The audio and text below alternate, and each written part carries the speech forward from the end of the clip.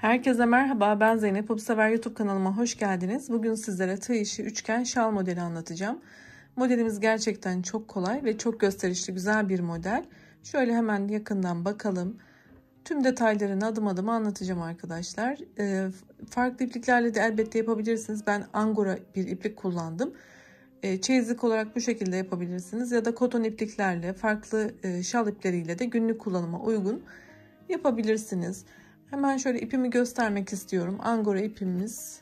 Evet, şöyle. Dilediğiniz markalarda elbette kullanabilirsiniz. Yine kalınlığına da bakalım. Ben tığ olarak 2 milim bir tığ kullandım. Sizler de ipinizin kalınlığına uygun bir şekilde yapabilirsiniz. Tığınızı seçebilirsiniz. Şimdi desen anlatımına geçelim. Evet, bismillah diyelim ve başlayalım. Ben koton bir iplik kullanıyorum. Daha rahat görebilmeniz için bu şekilde örgümü yapacağım arkadaşlar. 5 tane zincir yapalım.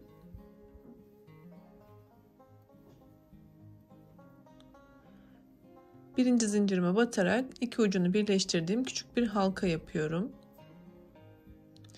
3 tane zincir yapalım. Tığımı bir kere doladım ve yapmış olduğum bu halkanın içerisinden ilmek yükselterek ikili trabzan yapıyorum.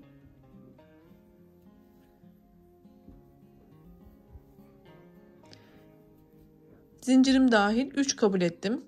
3 zincir, 2 tane ikili trabzan yaptım.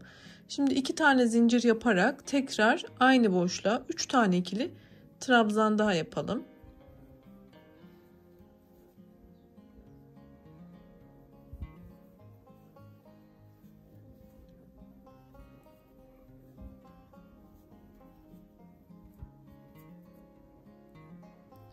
İki zincir. Yine 3 tane ikili trabzan yapalım.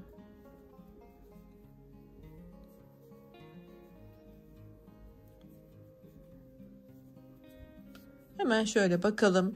3 tane grup elde ettik. Dönüşümüzü yaparken 3 tane zincir yapıyoruz. Çevirdik. İlk boşluğumuza 3 tane ikili trabzan.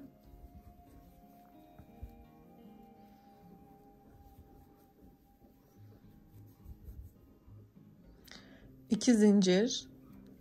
Yine aynı boşluğun içerisine 3 tane ikili trabzan yapıyoruz. Sağ ve sol kenarlar daima aynı şekilde ilerleyecek, su taşı olarak devam edeceğiz. Şimdi 5 zincir yapalım. Buradaki boşluğuma yine sol kenarı yapıyorum. 3 tane ikili trabzan.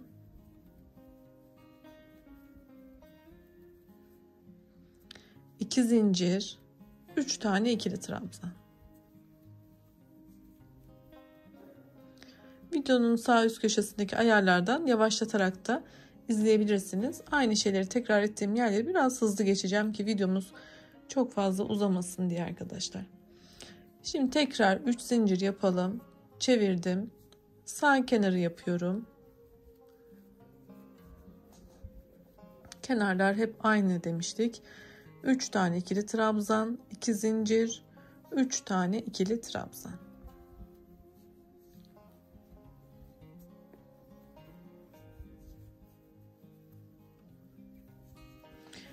Şimdi aradaki geçişimizi yapmak için 5 tane zincir yapalım. Yapmış olduğumuz zincir boşluğundan bir tane sık iğne, 3 zincir, aynı boşluğa sık iğne, küçük bir kirpik oluşturduk. Tekrar 5 zincir ve sol kenar.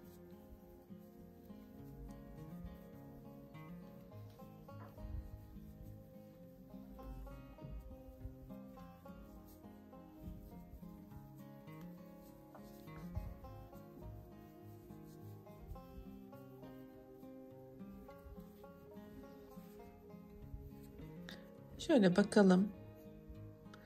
Ben şimdi burayı çevirip tekrar su taşı yapıp geliyorum. Evet, bu noktada kalmıştık. 3 zincir yaptım, çevirdim ve sağ kenarımdaki su taşını yaptım. Şimdi devam ediyoruz. 5 tane zincir yapalım. Bu noktaya sık iğne, 5 zincir, sık iğne, 5 zincir ve sol kenar.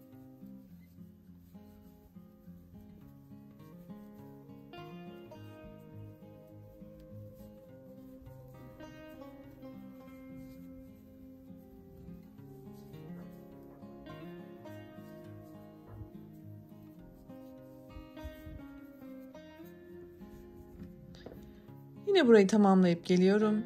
Evet, sağ kenarı yine hazırladım. Şimdi desenimi yapacağım sıraya geldim. 5 tane zincir yapıyorum. Şu noktadan sık iğne ile sabitledim. Kirpiğin üstündeki boşluktan desen yapımını yapacağım. Şimdi tığıma bir kere doladım. Bakın buradan ikili trabzan yapıyorum. Olduğum noktada 3 zincir. Şu şekilde tığımı batarak bir sık iğne yapıyorum. Trabzanımın tepesine bir tane kirpik yaptım. Tekrar tığıma ipimi doladım. İkinci trabzanımı yapıyorum. 3 zincir ve yine şöyle kirpiğimizi yapalım. Devam ediyorum. Bunu 5'e tamamlıyorum. 5 tane trabzan yapacağız arkadaşlar. 5 tane de kirpik.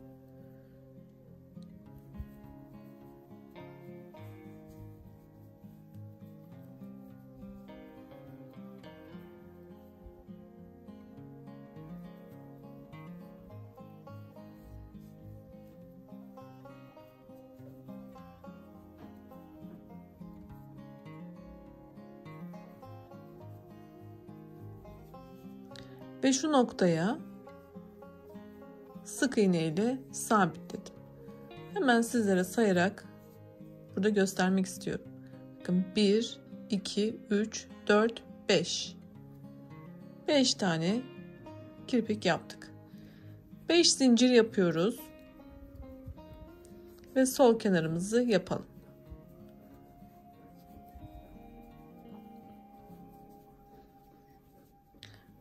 Desenimiz aslında şu an oluştu. Desen 3 sıranın tekrarı. Fakat artırma mantığını sizlere gösteriyor olacağım. Devam edeceğiz ve nasıl artırma yaptığımızı, desen sayılarımızı nasıl artırdığımızı göstereceğiz. Şöyle arkadaşlar, birinci sıramız, desenimiz her 3 sıranın tekrar demiştik. Birinci sıramız 5 zincirliğe gelip 3 zincirli bir kirpik yapmıştık. Burası bizim desenimizin birinci sırası. Daha sonra 5 zincirle ilerlediğimiz sıra var. 2. Daha sonra bu desenleri yaptığımız, kirpikleri yaptığımız 5 trabzan kirpikli sırada 3. sıramız. Biz şimdi desenimizi artırırken yine 1, 2, 3 sıranın tekrarını sürekli yapacağız. Yani şalımız bitene kadar hep sürekli bu 3 sıranın tekrarını yapacağız. Tabii ki desen sayılarımız arttığı için şalımız büyüyecek. Ben şimdi artırmayı göstereceğim. Yani şu sırayı tekrar yeniden kurarak 2 desene artıracağız. Hemen yapalım. Şurayı tamamlayıp geliyorum. Evet, hem artırma yapacağız hem desen sıramızı tekrar baştan başlamış olacağız. Yapalım. Şurada 5 zincirimizi yapıyoruz. Bakın şu boşluğumun içerisine önce sık iğne ile ilerliyorum. Tekrar 3 zincir yapıyorum. Aynı noktaya bir sık iğne daha yaparak şu kirpikten bir tane tek oluşturuyorum. Şurada yapmıştık. Aynısını şimdi burada yaptık. Tekrar 5 zincir. 1, 2, 3 tam ortadaki kirpiğin içinden batıyorum. Sık iğnemi yapıyorum. Tekrar 3 zincir. Aynı noktaya bir tane daha kirpik yapıyorum. 5 zincir. Sol kenara yaklaştım. Burada da 3 zincir yaparak tekrar bir kirpik oluşturuyorum. Tekrar 5 zincir yaparak sol kenarımı tamamlıyorum.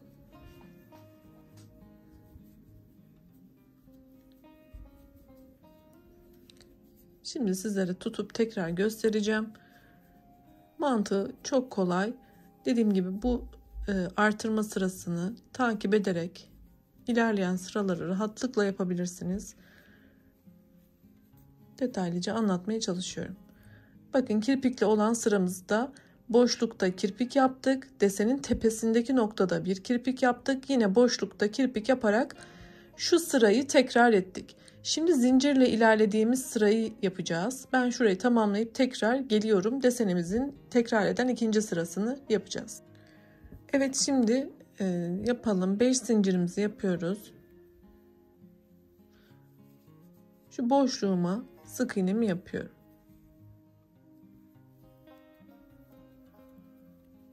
Beş zincir yaptım. Şimdi şuradaki boşluğa ilerliyorum. Şu tek olan alttakini bıraktım. Onun tepesine batmıyorum. Bakın böyle geçişimi yaptım.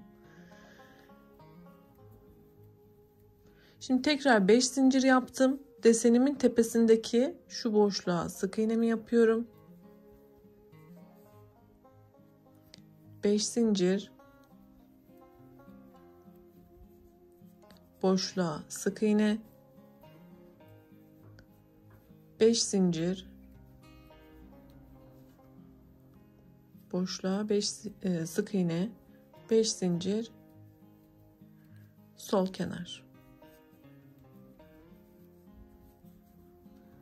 Şimdi burayı tekrar göstereceğim arkadaşlar. Belki en çok burada kafanız karışabilir ilerleyen sıralarda. Hemen şöyle gösterip anlatacağım.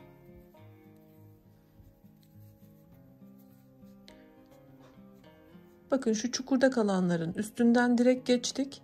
Ama tepedekinin sağında ve solunda da zincir batarak ilerledik. Bu bizim desenimizin tekrar eden ikinci sırasıydı. Şimdi üçüncü sırada şu kısımlara desen yapacağız. Yani şu trabzanlı olanlara ve desenimiz birden ikiye artacak. Şimdi ben yine şu kenarı tamamlayıp geleyim, hızlıca yapalım. Desenimiz 3 sıranı tekrar demiştik. Birinci, ikinci sırayı yaptık. Şimdi üçüncü sırayı yaparken desenlerimizi ikiye artıracağız. Başlayalım bu sıramıza da. 5 zincir yaparak başlıyoruz. İlk boşluğun içerisine sık iğnemi yapıyorum. Şimdi şuradaki büyük boşluğun içerisine kirpik, trabzan kirpik olan sırayı yapacağız. Bakın tığıma doladım. 5 tane trabzan yapacağız. 3 zincir yapıp tepesine şöyle ekliyoruz sık iğne ile. Devam ediyorum.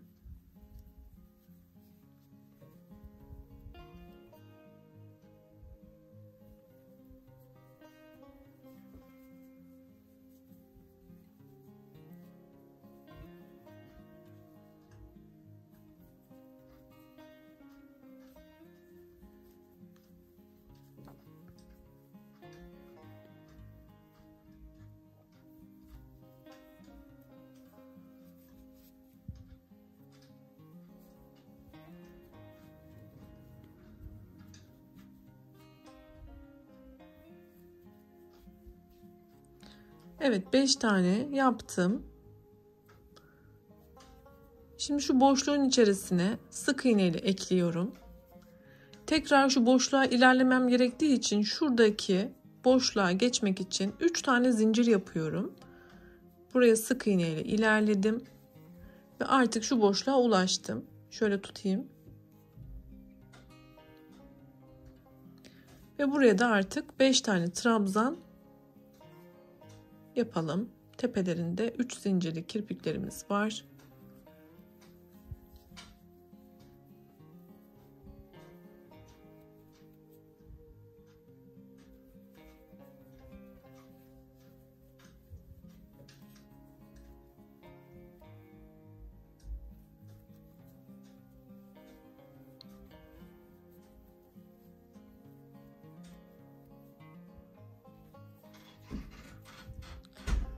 Son trabzanımı yapıyorum.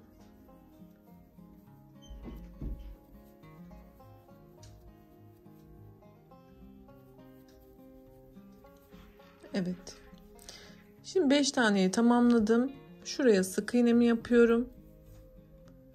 5 zincir yaparak da sol kenara ilerliyorum.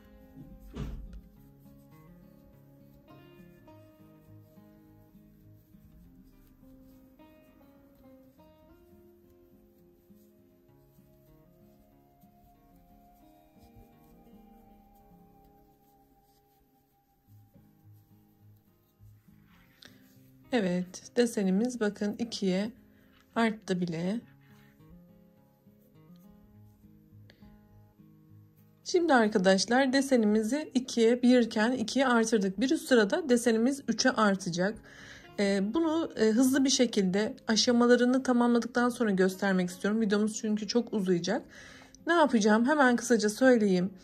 Birinci sırayı tekrar edeceğim. İkinci sırayı tekrar edeceğim. Üçüncü sırayı tekrar edeceğim. Ve desenimin artırımı şeklini sizlere aşamalarıyla göstereceğim. Dediğim gibi bu 3 sırayı sürekli tekrar ederek siz de istediğiniz genişliğe gelene kadar şalınızı yapabileceksiniz. Evet, desenimi 3'e arttırırken birinci sıramı hemen sizlere göstermek istiyorum. Bakın şurada bir 5 zincirle başladım, kirpik yaptım. 5 zincirle ilerledim, tepeye bir kirpik, 5 zincirle ilerledim, arada yine bir kirpik, 5 zincirle ilerledim, tepede 5 zincirle ilerledim, yine çukurda ve yine 5 zincirle kenarımı yaptım. Şimdi ikinci sıramı tekrar ediyorum. Desenimin ikinci tekrar sırasını hemen sizlere şöyle göstermek istiyorum. Bakın 5 zincirle sık iğne ilerledim. 5 zincir sık iğne ilerledim. 5 zincir tepedeki yere sık iğne, kirpiğin içerisine 5 zincir ilerledim. 5 zincir, bakın şuradaki kirpikler çukurda kalıyor arkadaşlar. Şöyle büyük yuvalar oluşturuyoruz.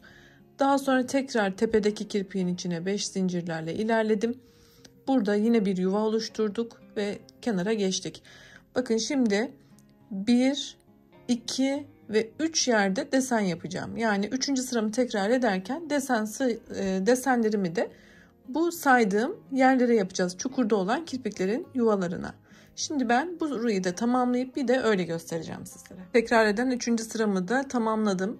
5 zincirle sık iğne yaptım ve şu büyük boşluğuma yine trabzanlarımı yaptıktan sonra 3 zincirle diğer boşluğa geçtim arkadaşlar ve diğer desenimi yaptım. 3 zincirle diğer boşluğa geçtim ve desenimi yaptım. 5 zincirle yine sol kenara devam ettim. Söylediğim gibi bu 3 sırayı sürekli tekrar ederek deseninizi sizler de artıracaksınız. Bir üst sırada da 4'e çıkacak desen sayımız. Şöyle yakından bakalım. Oldukça güzel oldu. Ben şöyle angora iplikle çalıştığımı tekrar bir göstermek istiyorum sizlere. Böyle de çok güzel, emin olun. Bakın 1 iken 2, 3'e çıktı. Daha sonra 4 ve 5 bu şekilde kendiliğinden arttı. Umarım beğenmişsinizdir. Beni izlediğiniz için çok teşekkür ediyorum. Kenar uygulaması isterseniz yine püskül yapabilirsiniz. Kanalımda mevcut. Videomun sonundaki oynatma listeme lütfen göz atın. Yine kanalımın ana sayfasından oynatma listelerimden yapmış olduğum diğer farklı örgü kategorilerimi de bir göz atın. Eminim hoşunuza gidecek başka çalışmalarım da vardır. Çünkü çok sayıda videom var. Onları oynatma listemde kategorilere ayırıyorum. Oradan bakıp beğendiğiniz başka çalışmalarımda da yine buluşabiliriz. Sağlıkla kalın, hoşça kalın.